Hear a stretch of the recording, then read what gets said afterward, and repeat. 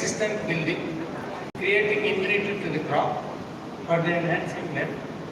Because of the some of the PGPRs are able to induce some hormonal change or voltage changes which bring the changes in the hormone regulating enzymes or the defense regulating enzymes which indirectly influence the viruses and the insect vectors which they are spreading. In chili, you have major three important groups of viruses which are spread by three different groups.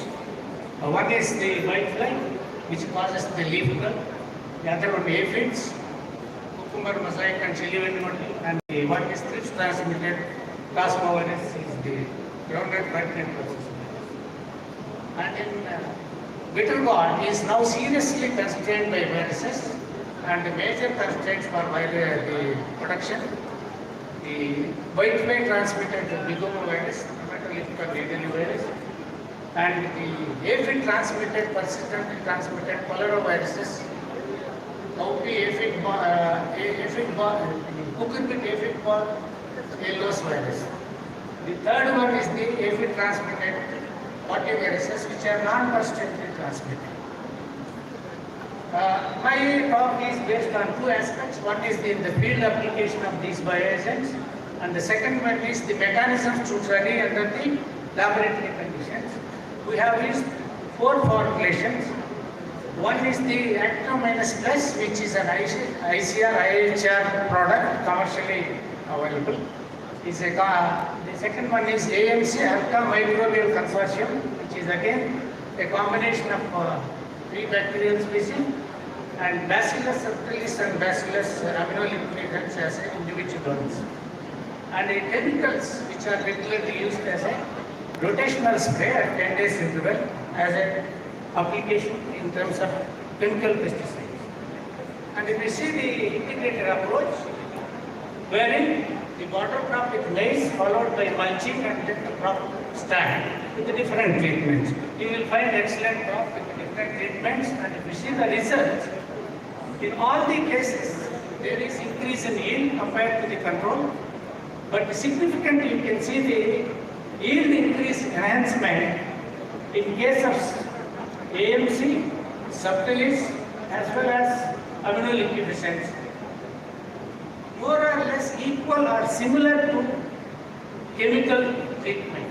That indicates that chemicals alone not required, but even microbes managing in combination can help in reduction in the disease. Total per se of viruses will not come down, but there is a delay in symptoms in this case. And same case we have seen in case of bitter gourd. The data what I am showing is an average of 3 years. For the time constant I kept only the mean data. Again the treatments, if we see the reduction in vectors as well as the reduction in the viruses which are transmitted by aphids, whitefly. And in all the cases, if you see the PGPRs, AMC and aminoliquefacents on par with the yield, and which is again more similar to the chemical application, which the yield penalty is less, but the chemical cost of cultivation, and if you calculate cost-benefit ratio, the microbials were found to be more economical and useful. And if you see the field level also, it is the control plot where you see the plants are yellowing symptoms, severe symptoms, whereas in the treated plants where you can see luxurious growth, and the production point of view, the yield enhancement as can be observed in this. And we analyzed the laboratory conditions by inoculating at different time intervals and time series post. When we tested, in all the cases initial, there is a reduction in virus multiplication, but its effect is only up to 7 days. Subsequently, the concentration of virus will increase. That means these PGPRs, not one-time application, we need to apply repeated application weekly or 10 days interval. And we wanted to know the mechanism operating in this case, wherein three enzymes of defense regulating, one NPR, one gene.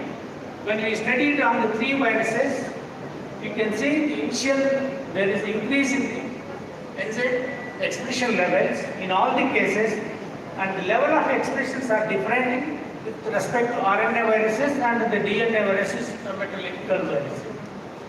And if you see in case of another defense regulating RDP, RNA dependent RNA polymerase 1, which is again, there is enhancement in case of RNA viruses, whereas in DNA viruses, its effect is not that significant. And if you see in case of JAS3 enzyme, again the regulation higher in all three cases of the viruses, which indicates that, to conclude that, this is my integration with along with other practices. If you combine the PGPRs, there is an increase in yield enhancement. Per se, disease is not reduced, but its effect on yield is significant. And the PGPR application, and individually studied, it can show three types of effect. One is the accumulation within the infected cell decreases the virus concentration. There is a symptom remission, delay in symptom appearance, and growth enhancement. With these three enzymes, the NPR1 is known to function as master regulator of jasmonic acid pathway. Therefore, it is immune regulating, but it helping this gene. The RNA-dependent RNA polymerase, which is known to be RNA silencing, which is responsible for symptom suppression, is also, if it is increase in regulation, will lead to suppression of the symptoms. And JAS3 is not a virus inhibitor, but it is a growth promoting gene regulating the growth functions, which is also enhances in addition to the yield and growth. That is the end of my talk. Thank you.